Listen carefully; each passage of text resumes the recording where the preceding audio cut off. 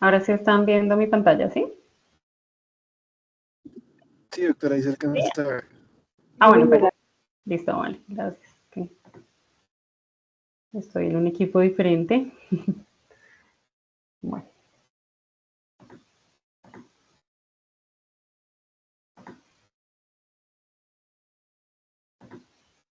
bueno, quedé únicamente viendo ahora sí solamente el PowerPoint. Entonces, como les decía, si quisieran participar, es importante que abran el micrófono, por favor. Bueno, como decía Mariana anteriormente, vamos a hablar hoy pues del trastorno del espectro autista. Digamos que este es un tema bien chévere, bien importante y bien amplio, ¿no? Digamos que un poco el reto también va a ser el tiempo para hablar.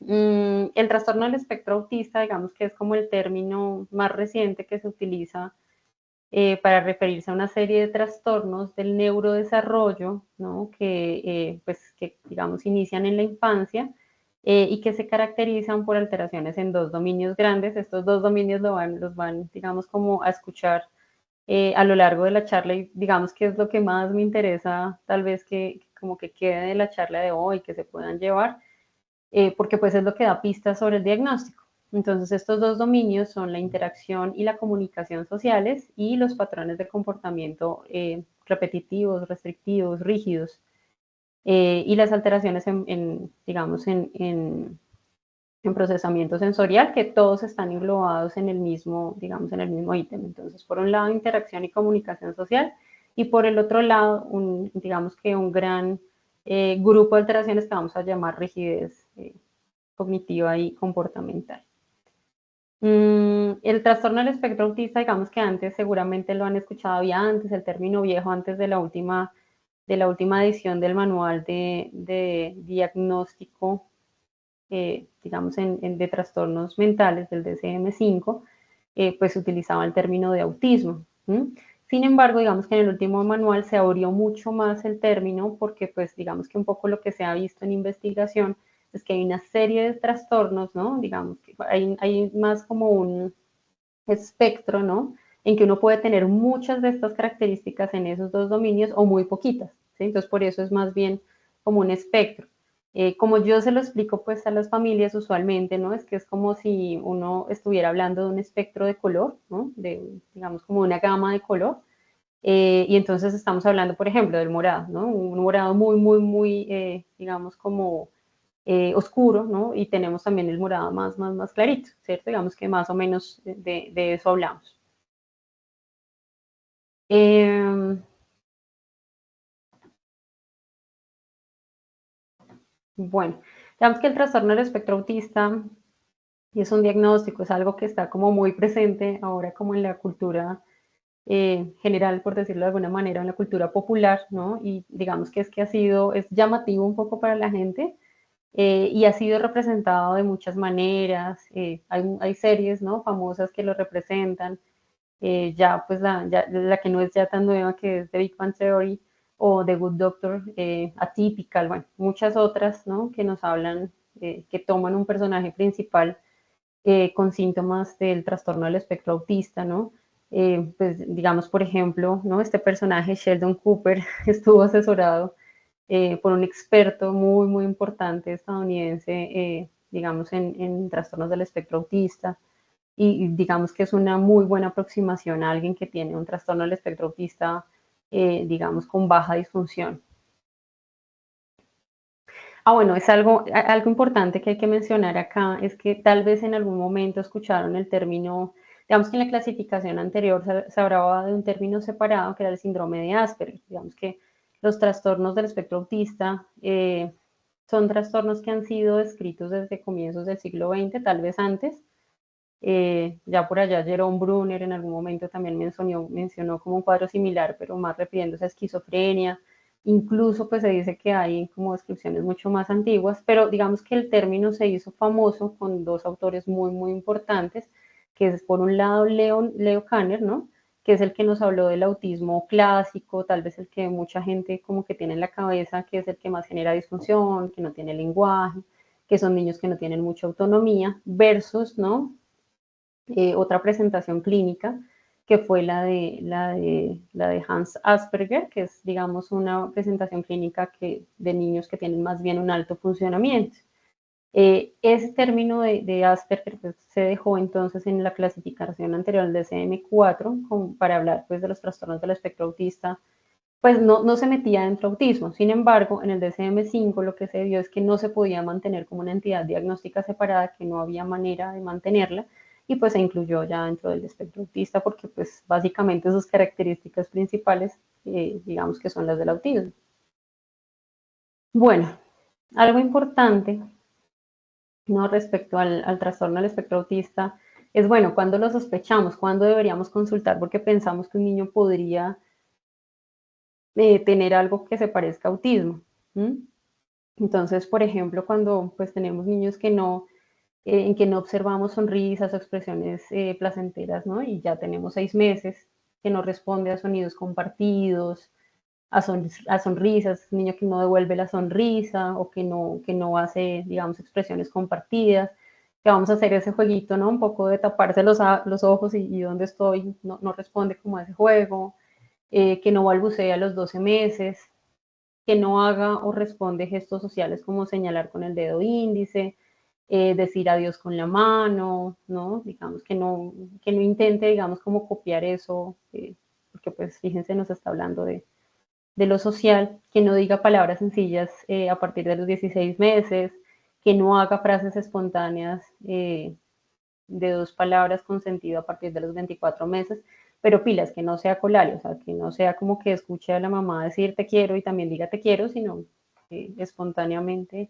pues le surja ya estas frases, o cualquier pérdida de lenguaje o de habilidad social pues a cualquier edad, ¿sí? Hay otros signos de alarma, por ejemplo, y es que los niños deben tener algo que se llama atención conjunta, ¿sí? Ya hacia los año y medio, 2 años ya deben tener atención conjunta, y es, por ejemplo, ¿no? Cuando uno señala o cuando uno mira, por ejemplo, algo que está al otro lado del cuarto, usualmente los niños intentan también ver qué es lo que uno está viendo. Eso se llama atención conjunta. Eso ya deberían tenerlo pues a partir de esa edad. Un niño que no hace eso, digamos que es necesario evaluarlo.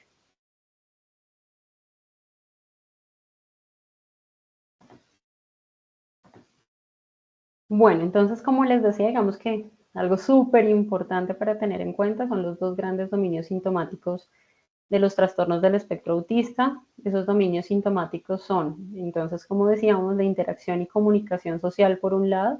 Entonces, digamos que se tienen dificultades para interactuar y comunicarse con otros, y esto va a incluir la comunicación tanto verbal como no verbal, ¿sí? Y patrones de comportamiento, pues que son rígidos, que son restrictivos, que son repetitivos, y eso está dado por intereses restringidos, por comportamientos repetitivos, por ahí estarían incluidas las estereotipias y dificultades en el procesamiento sensorial, son como los, digamos, como los componentes de ese segundo, digamos, grupo de síntomas del trastorno del espectro autista. Bueno, ¿qué particularidades vemos en el primer dominio, en comunicación? Entonces, vemos que los niños o bueno, la gente con trastorno del espectro autista tiene modalidades diferentes, ¿no? Entonces, en comunicación, utilizan gestos que son descritos como incómodos, ¿no? O la mirada no es la mirada, no es la mirada, no es un contacto visual, sino que pues, es una mirada que evita los ojos, su postura es diferente, incómoda también es descrita, con un lenguaje corporal que puede ser diferente, que puede ser como muy formal, o que puede ser como con muy pocos gestos o un exceso de gestos, ¿no? Dificultades en la pragmática del lenguaje. La pragmática del lenguaje son los usos sociales del lenguaje, entonces problemas como para comprender y utilizar el lenguaje simbólico, las metáforas, la ironía, el sarcasmo, los chistes, todo eso son pragmática del lenguaje. Eh, hay que recordar, digamos, que en esto hay como un espectro de variabilidad, o sea, en el autismo, en el trastorno del espectro autista tenemos, ¿no? La ausencia total de lenguaje, individuos que no tienen lenguaje, hasta aquellos que tienen ya un lenguaje rico, rimbombante, que en vez de decir carro dicen auto, sí, pero que pues ya es como invariante por un lado, que es inadecuado para las situaciones y que es concreto, que carece de esa posibilidad simbólica que tiene pues el lenguaje. Entonces, digamos que adicional vemos en la gente con TEA, con trastorno del espectro autista, que hay diferencias en cuanto, por ejemplo, el interés por los demás, ¿no? Hay unas dificultades como para conectar con el otro, para pues establecer relaciones recíprocas. Entonces, digamos que algo, por ejemplo, muy llamativo, ¿no? En los individuos con trastornos del espectro autista es que pueden tener como un barrido visual, pero no necesariamente interesarse en el otro. Digamos que eso es muy, muy claro, por ejemplo, en la consulta, ¿no? Llegan, miran todo el consultorio, pero no necesariamente se interesan en el individuo como se hace en el desarrollo normal. Tienen problemas, por ejemplo, para iniciar o para responder a las interacciones sociales, entonces no se ven como interesados necesariamente en otros niños, ¿no? Tienen dificultades un poco como para algo que se llama teoría de la mente y es como entender como la perspectiva del otro, lo que el otro está pensando y sintiendo en determinado momento, perdón, las intenciones del otro, ¿sí?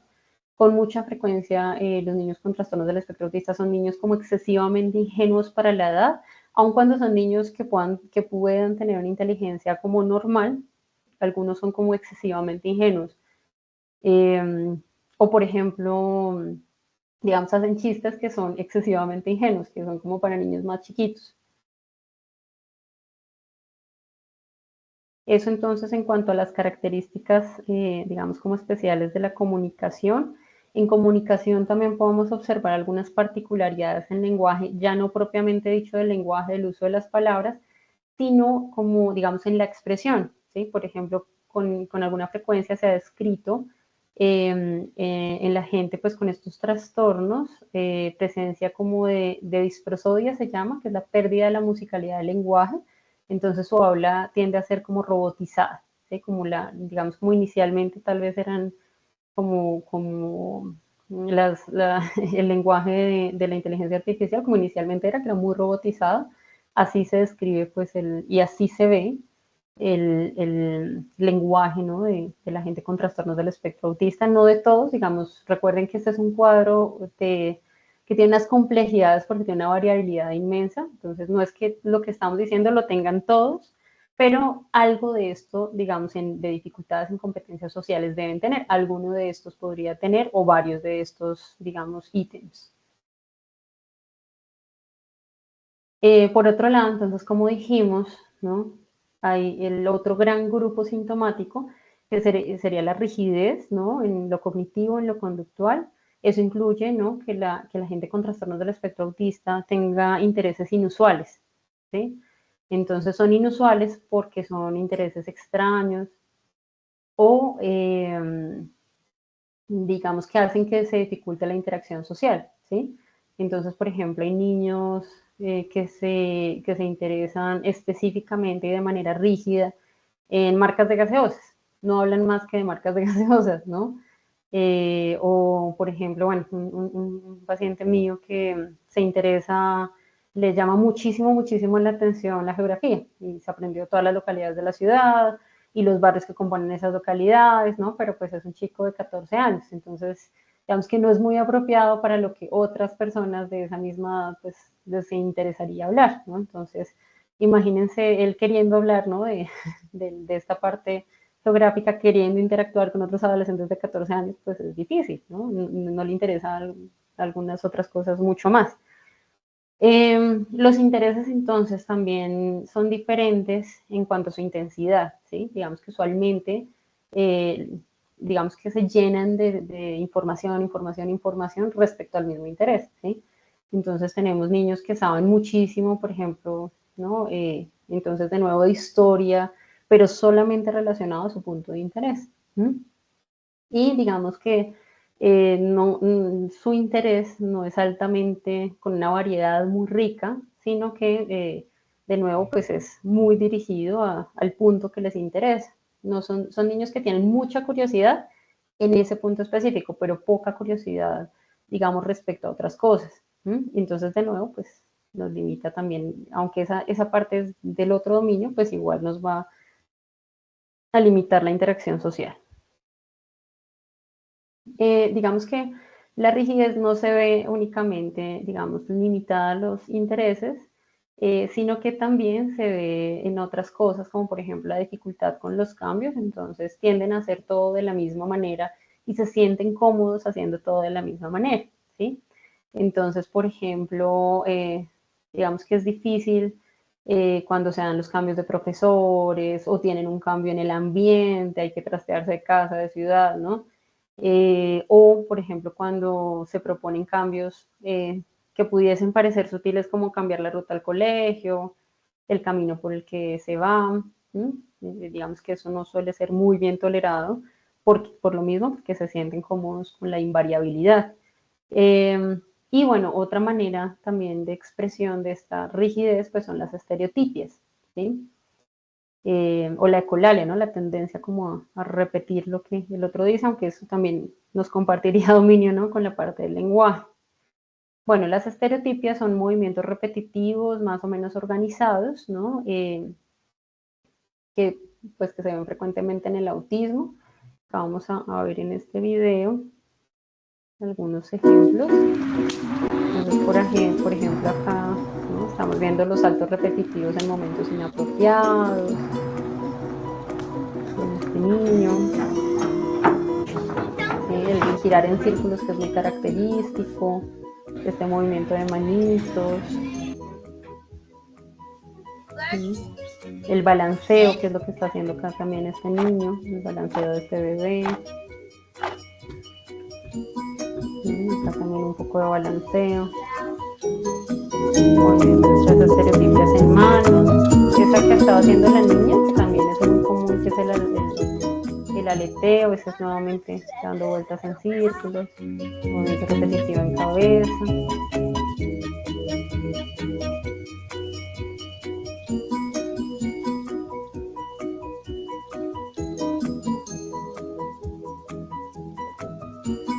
Caminata en puntas, que era el del niño anterior.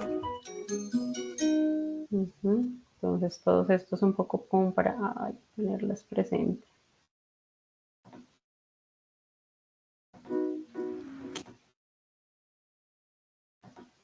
Bueno. Entonces, digamos, esta es también otra, digamos, como expresión de la rigidez.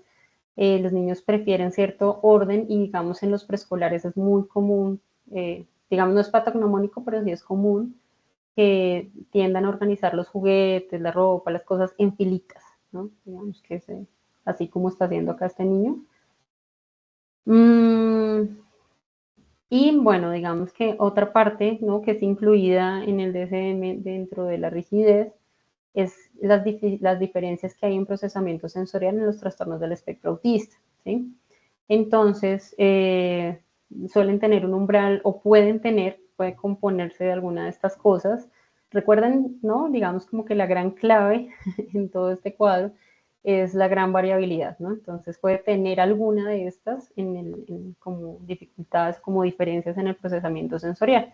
Por ejemplo, pueden tener un umbral diferente, ¿no? En la percepción pues, de ciertas modalidades de estímulos sensoriales, ¿sí? Entonces, por ejemplo, umbrales diferentes con el dolor o una o hiperestesia, o pueden tener una sensibilidad auditiva, ¿no? Que es como lo que típicamente se ve como con los niños autistas, y es que ante ruidos cotidianos como la licuadora o la lavadora se tapen los oídos, eh, o, o, por ejemplo, que les molesten ciertas telas, ciertas texturas, que digamos que eso también podría afectar en algunos niños la alimentación y son como, suelen ser selectivos, algunos, eso no se dan todos, no es una característica diagnóstica.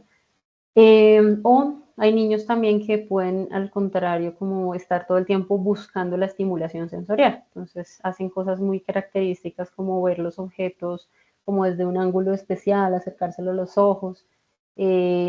O, por ejemplo, hay niños que se acercan las cosas a los labios como para todos los juguetes, absolutamente todo lo exploran con los labios o con ciertas, digamos, no necesariamente con las manos, sino como con otras áreas de la piel. Todas esas son como variabilidades en el proceso sensorial, del trastorno del espectro autista. Entonces, Acá quiero parar un poco, ¿no? Y recordar que para poder hacer el diagnóstico, digamos que tengo que tener alteración en los dos dominios. De nuevo, digamos, en interacción social y comunicación, pero también en la parte de rigidez, ¿no? O sea, no puedo tener solamente alteraciones en la comunicación social y hablar de autismo, ni puedo tener solamente la parte de la rigidez. Es decir, no puedo tener estereotipias y ya hacer diagnóstico de autismo, no puedo tener alteraciones en el procesamiento sensorial y tener autismo, ¿sí? Necesito necesariamente cumplir criterios dentro de esos dos dominios. Bueno, ¿cómo es la epidemiología de los trastornos del espectro autista? En Europa y Canadá, pues lo que dicen los estudios es que de 1 en 100 o 1 en 150 niños, dependiendo un poco la región, la epidemiología, pues digamos como la metodología que se haya utilizado para los estudios, pues varía entre esas cifras. En Estados Unidos, según cifras del Centro de Control de Enfermedades de 2020, uno en cada 54 niños, ¿no? Tenía pues diagnóstico de trastornos del espectro autista, y según cifras de la Organización Mundial de la Salud, hablamos de 1 en 150 niños. En Colombia las cifras no son muy claras, digamos que vamos por eso a regirnos como con estas cifras mundiales, no hay como un estudio como tal de autismo epidemiológico pues en Colombia.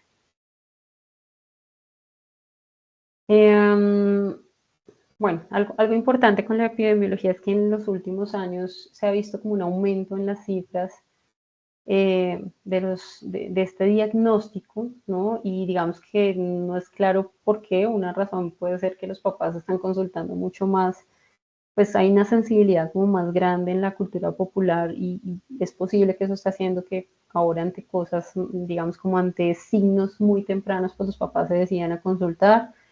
Creo que se ha desestigmatizado también en parte un poco los servicios, ¿no? de atención, pero adicional, digamos que hay unos factores de riesgo que han venido en aumento. Entonces, por ejemplo, los papás son papás a mayores edades, que pues sería un factor de riesgo para autismo, o cada vez, por ejemplo, los prematuros, digamos los grandes prematuros, ¿no?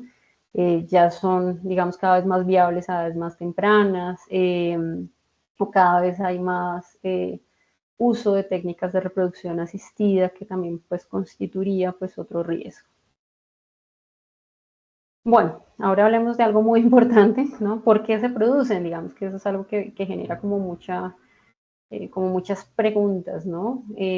Digamos que hay varios factores involucrados, se han involucrado factores genéticos, se han visto factores genéticos. Hay cerca de 200 genes que se ha descrito pues que sean responsables del autismo. Sin embargo, digamos que lo que solemos encontrar son variaciones genéticas pues comunes y de nuevo. Hay un tema, ¿no? Y es que, digamos, como vemos, los síntomas involucran, digamos que muchas áreas del cerebro, involucran lenguaje, todas las áreas que están relacionadas con comunicación social, todas las áreas relacionadas con comportamientos complejos, ¿no? Como la rigidez. Entonces, digamos que es muy difícil identificar que un solo gen, por ejemplo, sea el responsable. Pero sí hay genes que, digamos, que se han visto, tienen mayor incidencia en la gente o tienen mayor frecuencia, ¿no? En la gente con este diagnóstico. Y hay factores también ambientales, como digamos eventos en el desarrollo embrionario temprano, por ejemplo, el estrés emocional materno, ¿no? O ciertas infecciones como las que incluyen el TORCH, exposición a ciertos tóxicos y medicamentos durante el embarazo, el hecho de niños que sean deprivados de los cuidados de sus padres a tempranas edades también se ha asociado digamos, con la aparición de cuadros autísticos, ¿no? Y que puedan llegar a cumplir como todos los criterios. Eh, entonces, digamos que estos factores lo que se dice es que interactúan, ¿no? Y podrían hacer como un efecto sumatorio, como que de alguna manera yo tengo un gen, ¿no? Que me hace susceptible, pero además se sumó que mamá tuvo estrés en el embarazo, y que, ¿no? Digamos, en algún punto importante, exposición de cierto medicamento. Entonces, todo eso tendría como un efecto sumatorio, es un poco lo que se hipotetiza al respecto. Eh, Bueno, digamos que hay trastornos específicos, ¿no? Que dentro de su cuadro incluyen, pues, que haya la presencia de autismo, como por ejemplo el síndrome de X frágil, la de lesión 22q11.2, ¿no? Incluido acá el síndrome de George, el síndrome de Angelman, Charles, Lange, Prader-Willi, bueno, digamos que todos los que ven acá listados. Red, aunque Red se ha sacado por sus características específicas, Sotos, esclerosis tuberosa, síndrome de Down, ¿no? Y digamos que otros dentro de los, digamos, de las alteraciones genéticas relacionadas, pues son las que vemos ahí listadas a la derecha. Por otro lado, digamos que dentro de las causas también se pueden ver síndromes metabólicos, ¿no? Como los trastornos del ciclo de la urea, efectos de aminoácidos, ciertas enfermedades lisosomales, aciduras orgánicas, trastornos del metabolismo de purinas, déficit de folato cerebral, déficit de creatina, bueno, digamos que hay varios que podrían estar relacionados. Y digamos que dentro de su cuadro clínico incluirían trastornos del espectro autista. Bueno, ¿cómo se diagnostican este tipo de trastornos? Entonces, pues lo primero y más importante es la evaluación clínica. La evaluación clínica definitivamente debe incluir una historia clínica muy detallada, ¿no? Que nos incluya antes, pues digamos, como hemos visto en los factores de riesgo, digamos, en los factores causales, digamos, involucrados, pues la etapa perinatal es súper importante. Entonces, nuestra historia clínica incluirá, ¿no? Cómo ha sido, digamos, cómo fueron esos antecedentes perinatales, cómo fue el embarazo, qué edad tenía mamá, si hay consanguinidad entre los papás, cómo fue, digamos, como si hubo estrés emocional o no lo hubo, si hubo tratamiento de alguna enfermedad materna que incluyese medicamentos, cuáles fueron las complicaciones del embarazo, cuáles fueron las complicaciones del parto, hubo prematurez, hubo reanimación, digamos que todos esos antecedentes, pues acá, súper importantes. Incluiríamos una historia muy detallada también del neurodesarrollo, la que se han logrado los ítems, no solo los motores, sino pues hablaríamos también de ítems de comunicación. Por supuesto, digamos que los papás usualmente llegan con una queja, ¿no? Mi niño no mira los ojos. Entonces, nuestra historia clínica debería incluir como una pues, descripción muy detallada desde cuándo empezó eso, si esto pues, es desde el inicio de la vida, o si antes sí miraba y dejó de mirar, ¿sí? O si antes, digamos que también un motivo de consulta frecuente es que no responda al llamado, entonces, si esto es también desde el inicio de la vida, o respondía y dejó de responder, bueno, eso también es importante. Debe incluir, por supuesto, también la evaluación de otras enfermedades, de otros, digamos, la presencia de comorbilidad a nivel comportamental, la presencia de comorbilidad a nivel emocional, ¿no? Por otro lado, se pueden hacer estudios genéticos, sin embargo, no están indicados en todos los niños, solamente pues en el 15 o 20% de los casos pues se utilizan estudios genéticos como tal, ¿no? Que incluyen, por ejemplo, los microarray, pero digamos, ¿por qué no se utilizan en todos? Porque no se van a encontrar cosas en todos, no se van a encontrar alteraciones, y aparte si hay como ciertos indicadores, como por ejemplo que tengan rasgos dismórficos los niños, ¿no? Que tengan ciertas, digamos, características que a uno le hagan pensar como en cierto síndrome en específico, si no, pues no tiene mucho sentido hacerlos. Otra, digamos, razón puede ser también que los papás no tengan su paridad satisfecha, que deseen tener más hijos y deseen saber pues el potencial, ¿no? De heredabilidad. Y por otro lado, se pueden hacer otros estudios, como por ejemplo, ¿no? Queremos ver audición en un niño que no responde al llamado, probablemente sea importante, ¿no? Saber cómo está esa audición. En niños que no hacen contacto visual o que no responden a la sonrisa y no es evidente que vean, pues evaluar también la visión. Bueno, digamos que otros estudios nos pueden también ayudar, ¿no? Como aclarar el diagnóstico.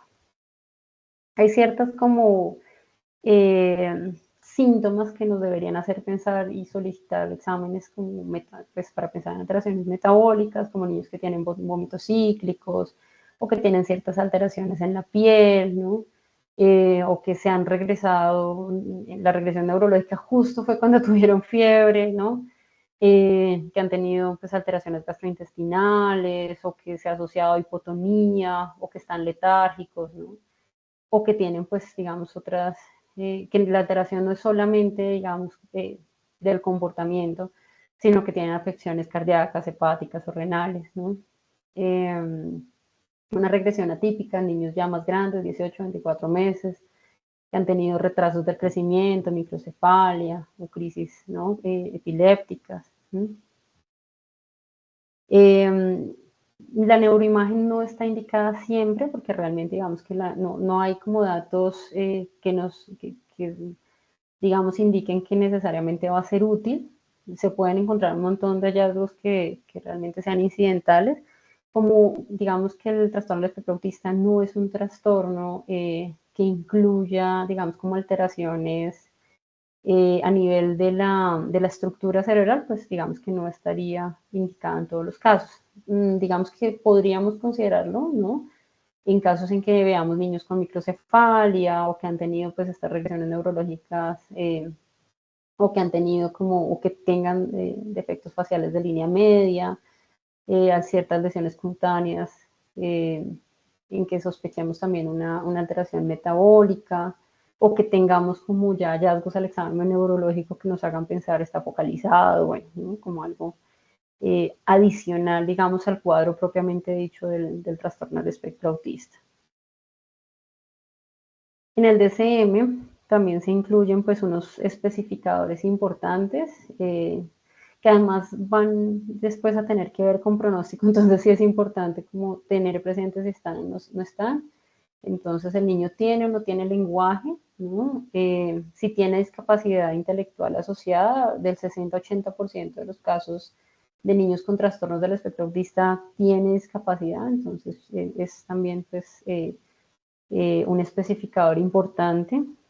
Si tiene una etiología conocida, o sea, si hace parte, por ejemplo, de un síndrome, y qué tan grave es la alteración funcional. Entonces, también el DSM-5 nos da la posibilidad de expresar la alteración funcional en 3 niveles de gravedad. ¿Sí? El 1 sería expresado como necesitamos, pues, es un nivel en el que se necesita ayuda. Grado 2 realmente necesita ayuda notable y el grado 3 necesita ayuda muy notable. Bueno, entonces, digamos que es importante también tener presente, ¿no? El diagnóstico diferencial de los trastornos del espectro autista. Uno es el retraso del desarrollo, ¿no? Un niño pues que, digamos, ha fallado como en ganar en general los hitos del desarrollo, pero fíjense que en este caso entonces no tenemos solamente afectada la comunicación social, ¿no? Y cierto patrón repetitivo en su conducta, sino que tenemos un niño que se ha atrasado en todo. Entonces, digamos que esa sería como la gran diferencia. De nuevo, en la discapacidad intelectual, ¿no? Niños más grandes que siguen pues atrasados y que además vemos que sus habilidades cognitivas pues están comprometidas. ¿Mm? El trastorno por déficit de atención e hiperactividad, porque digamos que comparte ciertas cosas con el autismo, por ejemplo, digamos un niño con TDAH puede no necesariamente hacer contacto visual, no porque le moleste, porque sea difícil hacer contacto visual o que no le interese, sino porque es distraído. O puede tener alteraciones, digamos, sensoriales como la sensibilidad con ciertas telas, con ciertos ruidos, sin que se cumpla el resto de ítems en comunicación social. Acá la clave es, tenemos que cumplir comunicación social y rigidez como para que pueda hacer el cuadro.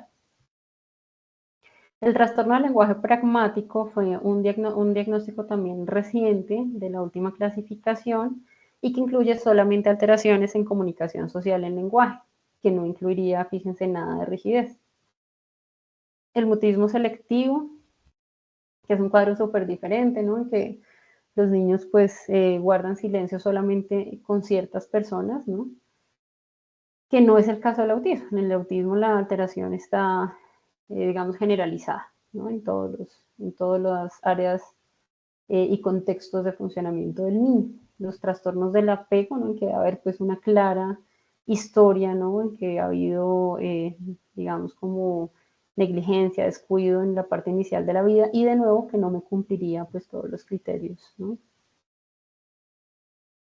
Las comorbilidades más frecuentes en el trastorno del espectro autista, hablando pues de dificultades de comorbilidad psiquiátrica, entonces hablamos el más frecuente de déficit de atención, es decir, sí, puedo tener un trastorno del espectro autista y además un déficit de atención, pero pues cumpliendo los criterios de ambos, los trastornos de ansiedad también, digamos que en el 20% de las personas también se pueden presentar. Trastornos del sueño en el 13%, realmente bien común, los trastornos de conducta, trastornos depresivos, TOC, trastorno afectivo bipolar y trastornos del espectro de la esquizofrenia.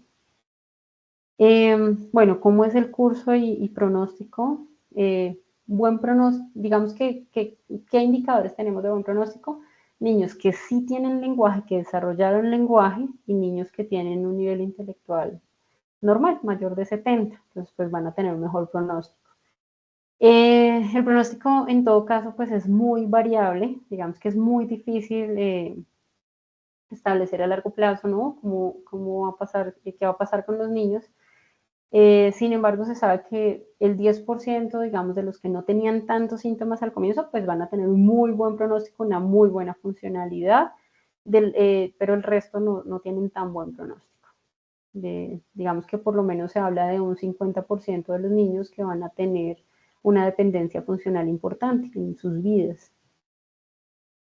El tratamiento entonces lo constituye inicialmente la intervención temprana. Es muy importante identificar muy tempranamente, por eso consultar de una apenas tenemos signos de alarma súper importantes, si los vemos en consulta externa, de una derivarlos, porque realmente hacer intervenciones tempranas en un cerebro que es absolutamente plástico, en niños de 2, 3 años, pues va a ser mucho más útil y sí está clarísimo que el pronóstico pues sí nos mejora dramáticamente si intervenimos temprano que si esperamos que pase el tiempo.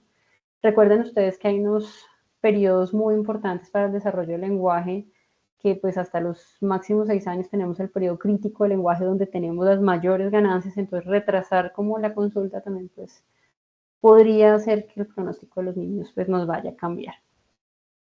Intervenciones psicoeducativas y psicológicas que deben ser individualizadas, estructuradas, intensivas y que necesariamente tengan la participación familiar.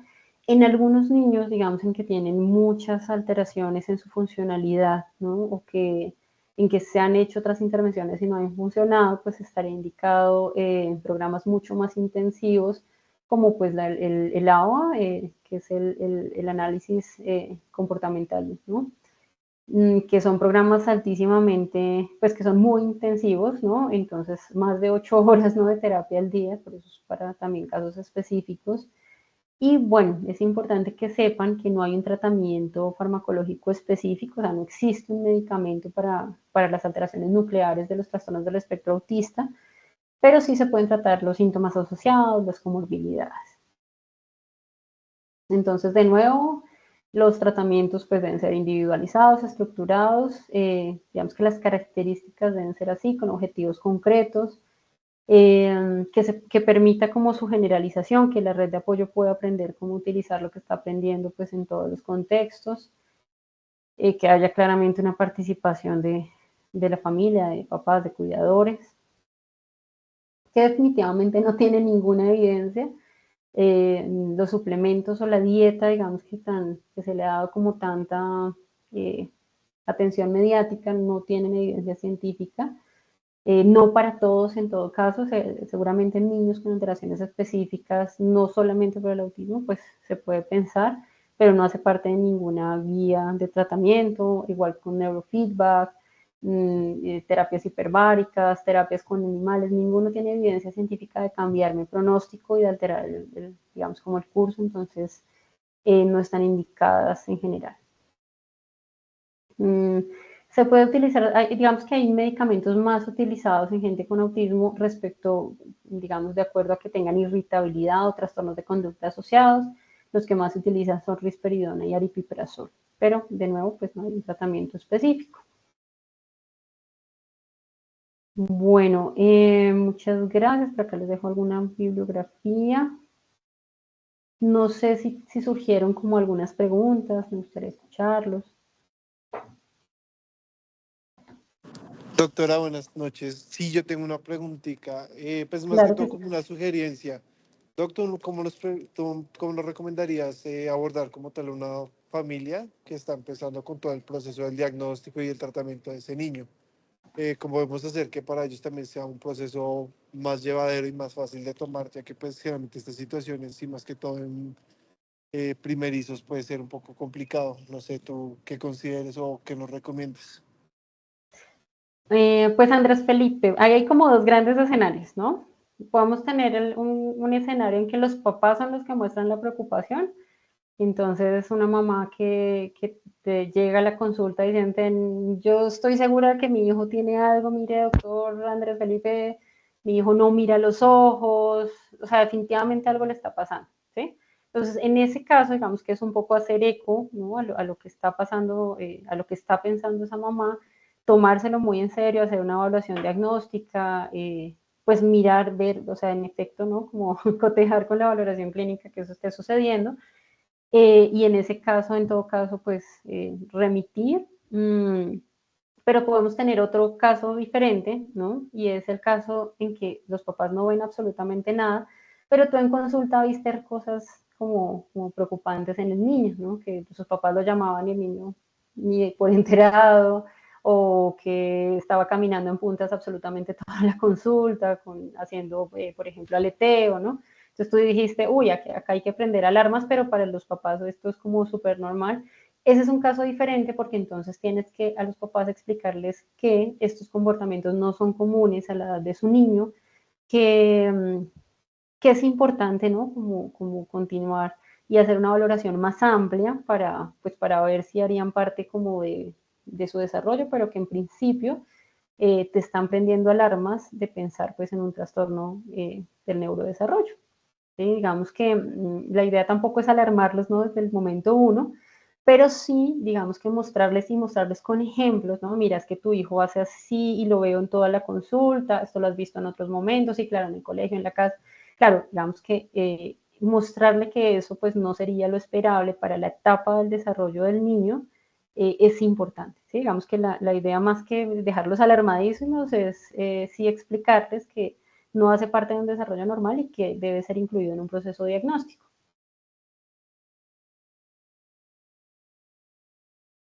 Muchísimas gracias, doctora. No, con mucho gusto. ¿Alguien más tendría alguna otra pregunta? Sí, doctora, yo tengo una pregunta. ¿Cómo se abordan los niños con trastorno espectro autista? O sea, ¿cómo se les hace, como, no sé, el examen físico? Porque pues entiendo que a algunos pues no les gusta tampoco el contacto y todo eso. María Paula, es una muy buena pregunta. Si estás hablando, bueno, me queda la duda, ¿estás hablando de evaluación específica para hacer un diagnóstico de autismo o estás hablando de, tengo una consulta de cualquier otra patología, de cualquier otra especialidad y me llega un niño con autismo y tengo que hacerle el examen físico? ¿Cuál de esos dos escenarios sería? Eh, las- el segundo escenario. El segundo, listo. Sí. Entonces, bueno, en ese caso depende, es un gran depende, este es un cuadro con una variabilidad importantísima.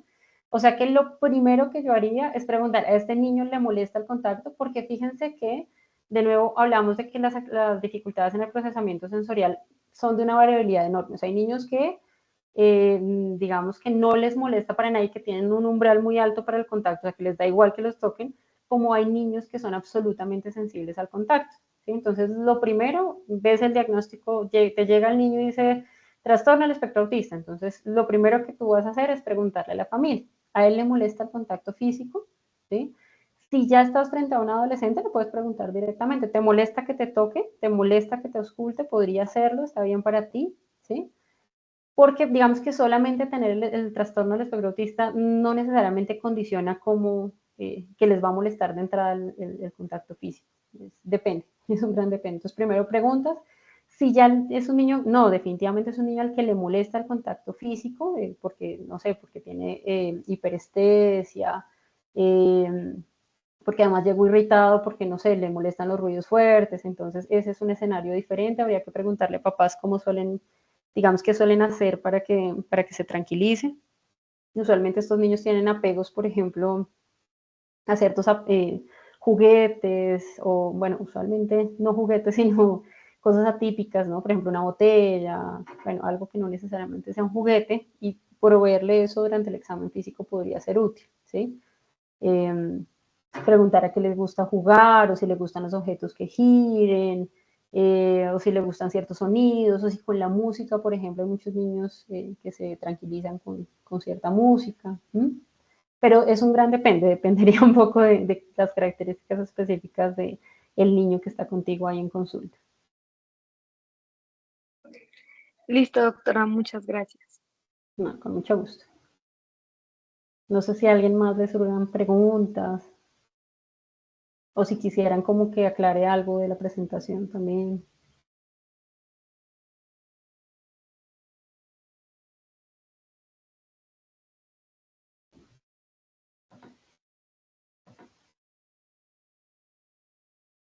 Bueno, quisiera como agradecerles, digamos que el espacio es muy chévere, ¿no?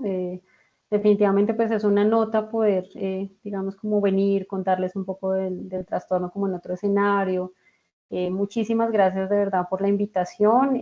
Si quedara alguna duda como aparte, pues por ahí quedó mi correo electrónico. Se los recuerdo, doctoramonicareyes@gmail.com. Y pues muchísimas gracias. Doctora, muchísimas gracias a usted por el espacio, la verdad fue muy fructífero y ojalá se puedan dar más espacios así porque realmente es un tema que está muy presente y no siempre se habla, desafortunadamente, pero es un tema muy importante de tratar. Bueno, muchísimas gracias a ustedes y bueno, que tengan entonces un buen descanso hoy y gracias por todas, pues la asistencia y por sus preguntas. Muchas gracias, doctora. Excelente charla. Gracias, Doc. Gracias, hasta luego. Gracias, doctora. Con mucho gusto. Chao.